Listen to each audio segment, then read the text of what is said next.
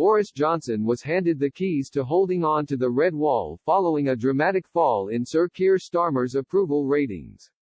Labour's hopes of reclaiming its natural territory in the north of England was thrown into question after Sir Keir's approval ratings showed a gradual decline in support from the British public.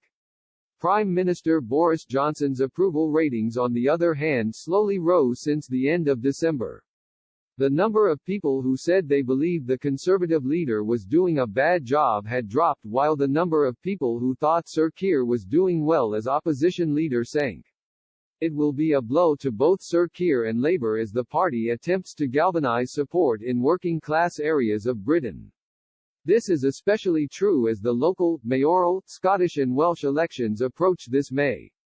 Paul Embury, a leading trade unionist and Labour member, expressed concern to Express after he said Red Wall voters and working-class communities will back the Tories again should Mr Johnson and his cabinet prove themselves. Already the government has rolled out one of the world's most ambitious vaccination programs, trailing only to the United Arab Emirates and Israel, an impressive feat given the recent EU-UK AstraZeneca debacle. Mr Johnson has also delivered on a promise of a deal with the EU, secured in the waning days of 2020.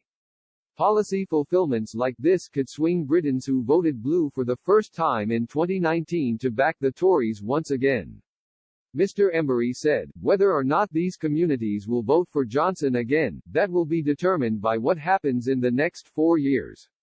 Many of these communities, these Labour Red Wall seats, placed their faith in the Tories for the first time and they want payback.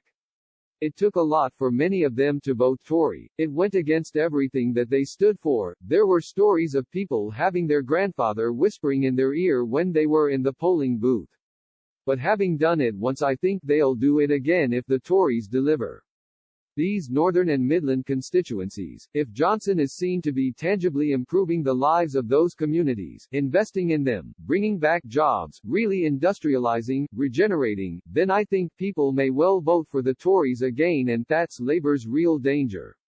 According to YouGov, the number of people who think Mr Johnson is doing a good job in government has risen since the end of December 2020, while those who believe he is handling Britain badly has dropped in the same period by 2 percentage points.